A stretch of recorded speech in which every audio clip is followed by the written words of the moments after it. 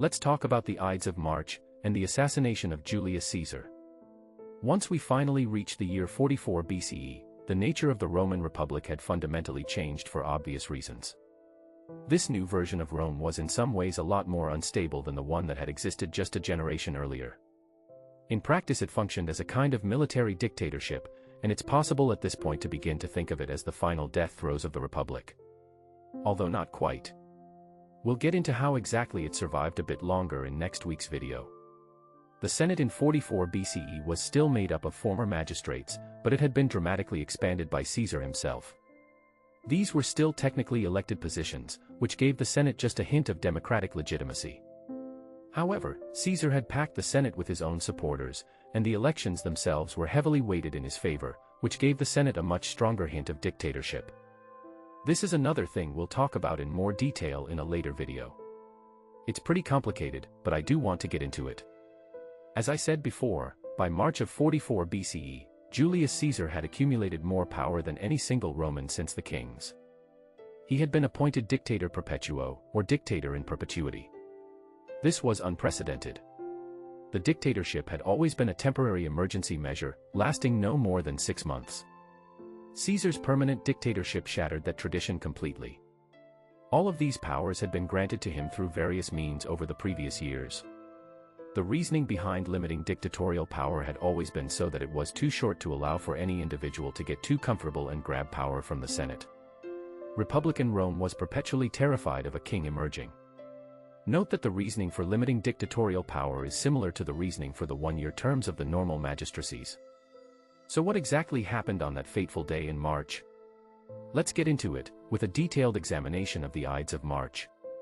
To understand the assassination, you have to understand the conspiracy that led up to it. This wasn't a spontaneous act of violence. It was carefully planned over weeks, maybe months.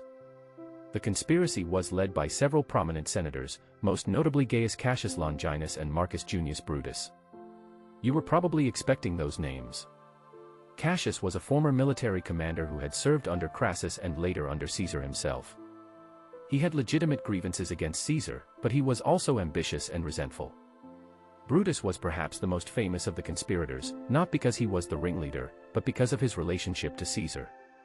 Caesar had been romantically involved with Brutus's mother, Servilia, and many Romans whispered that Brutus might actually be Caesar's son. Whether or not this was true, Caesar clearly favored Brutus and had pardoned him after Brutus fought against him during the Civil War. This made Brutus's participation in the conspiracy particularly shocking and, from Caesar's perspective, particularly painful. The conspirators called themselves the Liberatores, or the Liberators.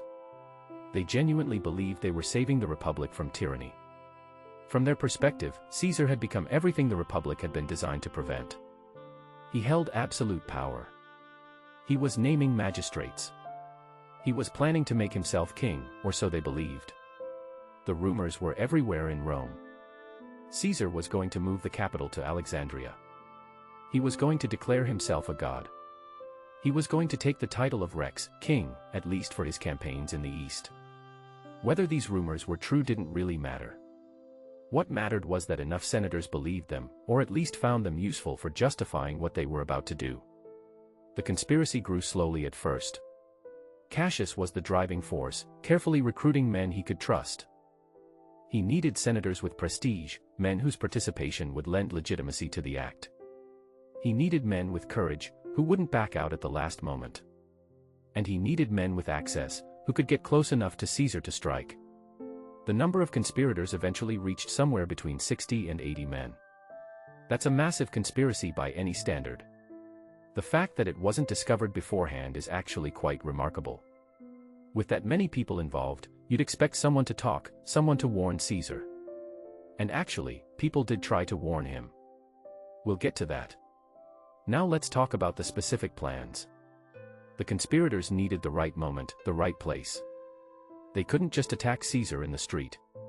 He was surrounded by supporters and guards. They needed somewhere public enough that they could claim to be acting on behalf of the state, but controlled enough that they could actually carry out the deed. They settled on a meeting of the Senate. This was perfect for several reasons. First, it was a legitimate government function, so their presence wouldn't be suspicious. Second, weapons were technically not allowed in the Senate, but senators could conceal daggers under their togas without too much difficulty. Third, Caesar's bodyguards would remain outside, as was customary.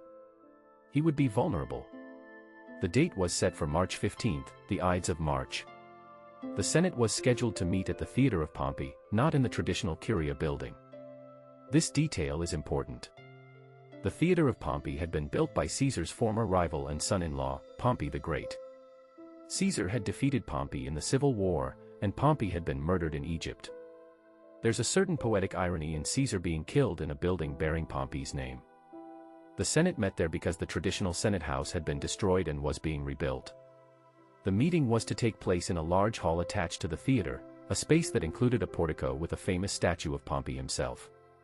In the days leading up to the Ides, the conspirators were nervous. They had to be. This was treason of the highest order. If they failed, they would all be executed. If they succeeded, they would either be hailed as heroes or hunted as murderers, depending on how the Roman people reacted. Some of the conspirators started having second thoughts. There were discussions about whether they should also kill Mark Antony, Caesar's loyal supporter and co-consul. Brutus argued against it. He insisted that they were not murderers, but tyrannicides. They were killing a tyrant to restore the Republic. Killing Antony would make them look like they were simply eliminating political rivals.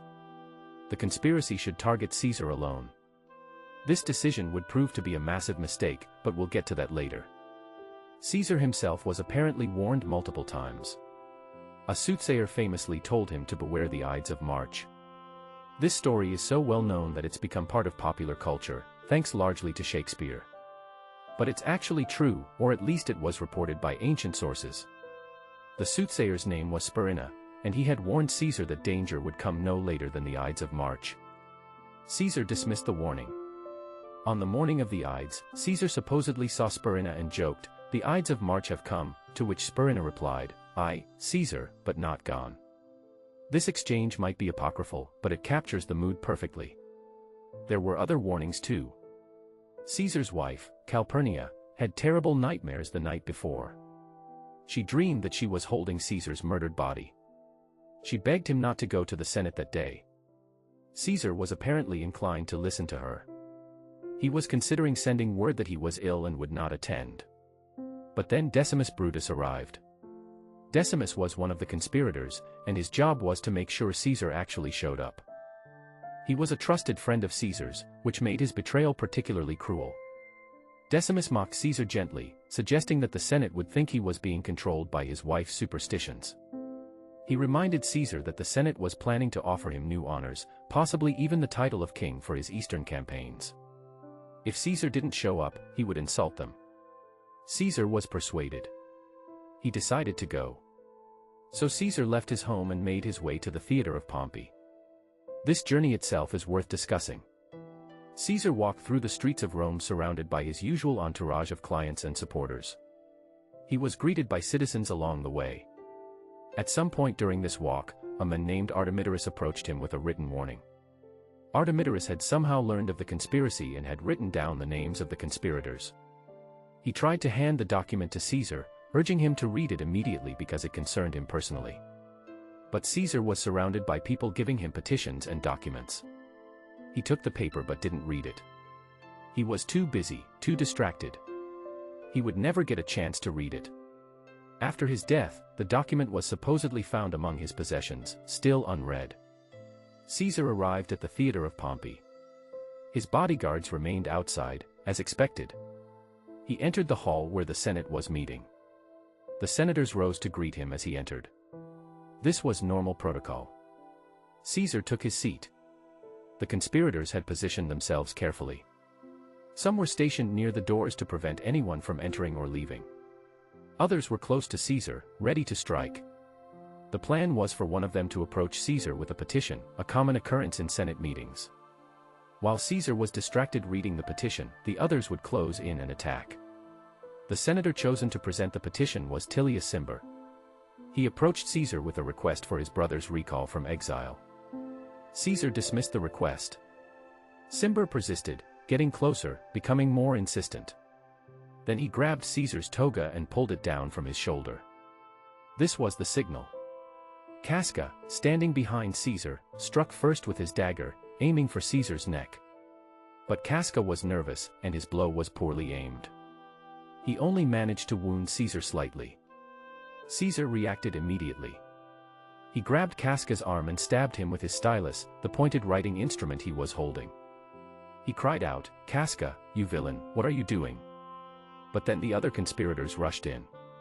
They surrounded Caesar, all of them stabbing with their daggers. Caesar fought back at first. He was a military commander, a veteran of countless battles. He wasn't going to go down without a fight. But he was unarmed except for his stylus, and he was surrounded by men with knives. He tried to break through the circle, but they pressed in from all sides. The attack was frenzied, chaotic. In their panic and excitement, the conspirators were actually wounding each other as they stabbed at Caesar. Brutus was among them. When Caesar saw Brutus with a dagger, he reportedly said, "You too, child," or in the more famous Latin phrase that may or may not have actually been spoken, "Et tu, brute." This moment, whether it happened exactly this way or not, has become the symbol of ultimate betrayal. Caesar stopped fighting. When he saw Brutus among his attackers, something broke in him. He pulled his toga over his head, either to die with dignity or simply to avoid seeing the faces of his killers. He collapsed at the base of Pompey's statue. The conspirators continued stabbing him even as he fell. In total, Caesar received 23 stab wounds. The ancient sources tell us that only one of these wounds was actually fatal. The physician who examined his body concluded that Caesar could have survived the attack if not for that one critical blow. 23 wounds from somewhere between 60 and 80 conspirators actually suggests that most of them either missed or inflicted only superficial cuts. This wasn't a clean, efficient execution. It was a panicked mob killing. Caesar died at the base of Pompey's statue. His blood pooled on the floor of the hall. The conspirators stood there for a moment, probably in shock at what they had just done. Then they realized they needed to act quickly. They had planned for this moment. They raised their bloody daggers in the air and shouted that they had killed a tyrant. They called for liberty, for the restoration of the republic. They expected the other senators to join them in celebration. But the other senators were terrified. They ran. They fled the building as quickly as they could. They wanted no part of this. They didn't know if the conspirators were going to start killing everyone, or if Caesar's supporters were going to storm the building seeking revenge. They just wanted to get out. The conspirators marched out of the theater of Pompey and into the streets of Rome. They were still holding their bloody daggers. They headed toward the Capitol, the symbolic heart of Roman government. They were shouting about liberty and tyranny. They expected the Roman people to greet them as heroes. But the Roman people were confused and frightened. Word was spreading that Caesar had been murdered. Crowds were gathering, but they weren't celebrating. They were angry. Caesar had been popular with the common people. He had given them land, grain, entertainment, and victories. Many of them saw the conspirators not as liberators but as murderers. The conspirators realized they might be in danger. They barricaded themselves on the Capitol and sent messengers to key figures in Rome to explain their actions and seek support. Meanwhile, back at the theater of Pompey, Caesar's body lay where it had fallen. His slaves eventually came to retrieve it. They placed him on a litter and carried him through the streets back to his home. Imagine that scene. The most powerful man in Rome, the conqueror of Gaul, the victor of the Civil War, being carried through the streets like a piece of meat. His toga was soaked with blood. His face was covered. People lined the streets, weeping and wailing. The news was spreading throughout the city. Caesar was dead. Caesar had been murdered. Caesar had been assassinated by senators in the Senate House. The Republic was in chaos. Mark Antony, Caesar's co-consul and closest ally, went into hiding when he heard the news. He thought he might be next. Remember, the conspirators had debated killing him too. He didn't know they had decided against it. He spent the night in disguise, trying to figure out what to do. The conspirators sent him messages assuring him that he was safe, that they had no quarrel with him. They wanted his cooperation. They wanted him to help them restore the Republic. Antony was cautious. He agreed to meet with them, but he wanted guarantees. The day after the assassination, March 16th, the Senate met. This meeting was absolutely critical. This was where the fate of Rome would be decided. Would the assassination be recognized as legitimate tyrannicide, or would it be condemned as murder? The conspirators attended, still armed. Antony attended as well. The debate was tense. The conspirators argued that they had saved the Republic. Caesar had been a tyrant, and killing a tyrant was not only legal but necessary. They should be granted amnesty and honored as heroes. But there was a problem. If Caesar had been a tyrant, then all of his acts as dictator were invalid. That meant all of the appointments he had made, all of the laws he had passed, all of the land grants he had distributed, everything was null and void. This was unacceptable to huge numbers of people who had benefited from Caesar's rule. Antony proposed a compromise.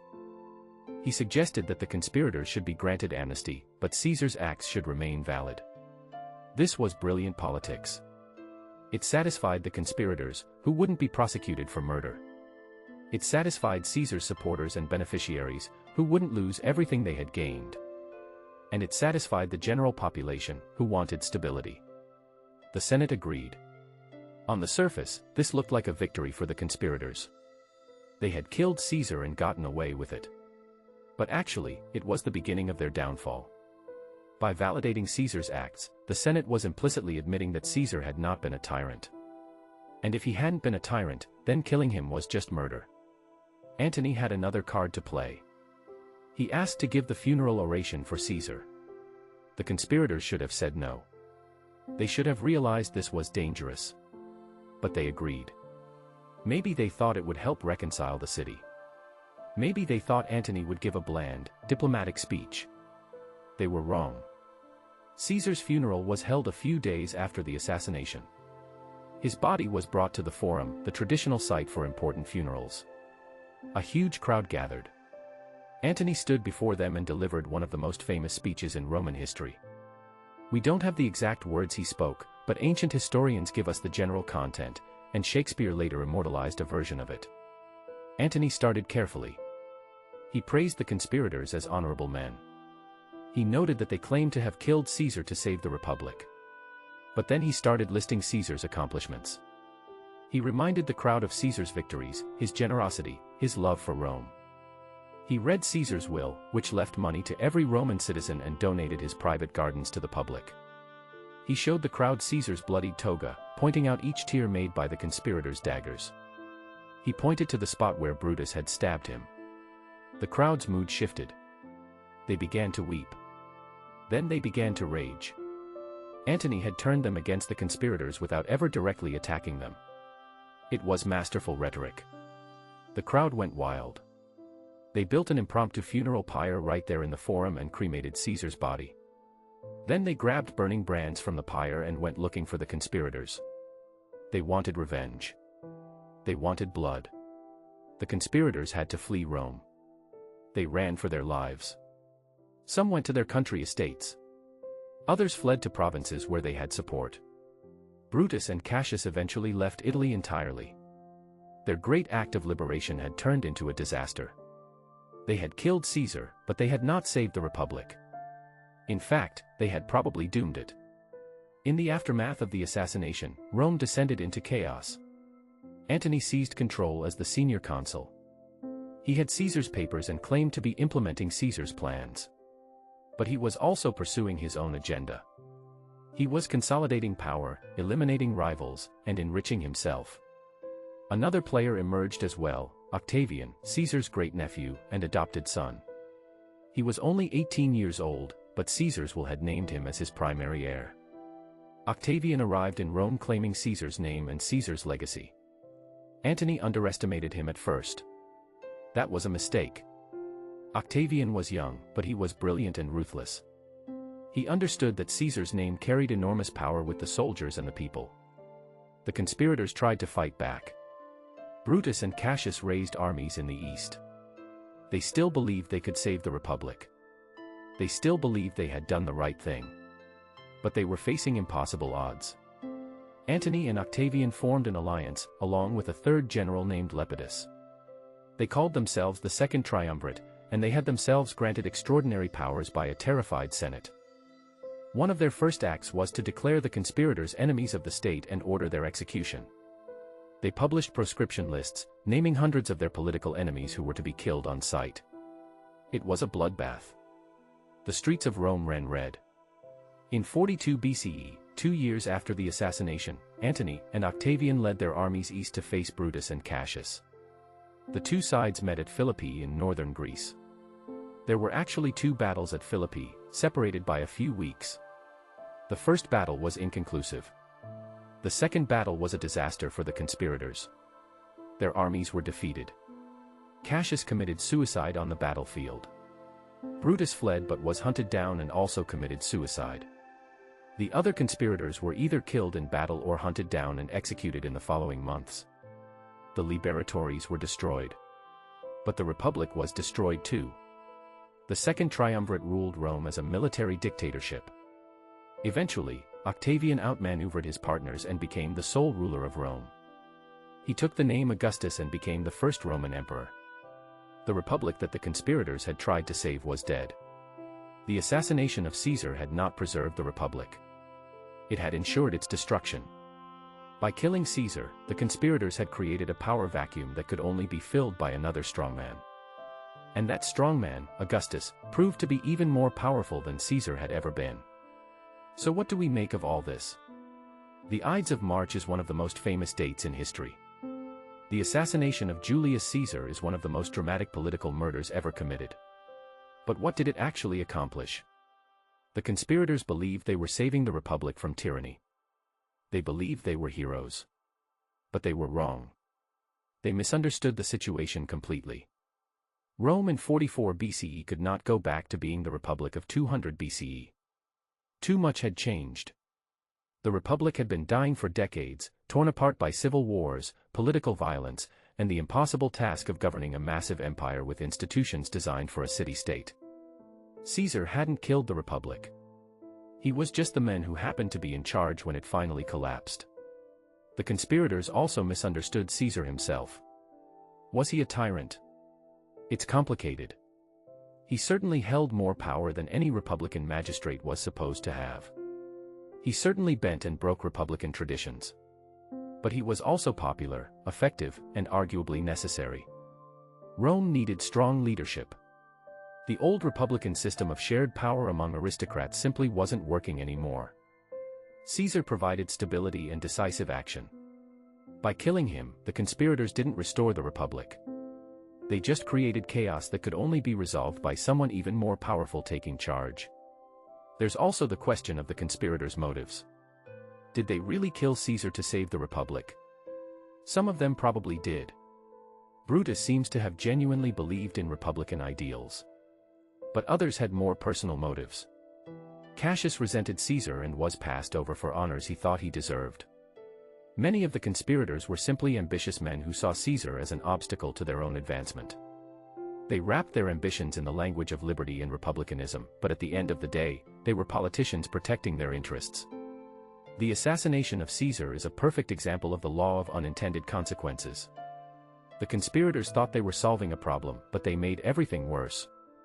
They thought they were heroes, but history has judged them as, at best, tragic fools and, at worst, murderers and traitors. They thought they were saving the Republic, but they destroyed it. The Ides of March didn't mark the end of tyranny in Rome. It marked the beginning of the empire. That's it. That's the story of the Ides of March. There are plenty of other details we could discuss, like the specific roles of individual conspirators, or the various omens and portents that supposedly predicted Caesar's death, or the literary and cultural legacy of the assassination. We haven't even talked about Cleopatra, who was in Rome at the time and fled immediately after the assassination. We haven't discussed the veterans and soldiers who remained loyal to Caesar's memory and became the backbone of Octavian's power. We haven't examined the constitutional and legal arguments about whether killing Caesar was justified. Don't worry, we'll get to some of these topics in future videos. For now, this is the essential story. Next week we'll continue our discussion of the fall of the Republic by talking about the Second Triumvirate and the rise of Augustus. Like and subscribe for more. Thanks for watching.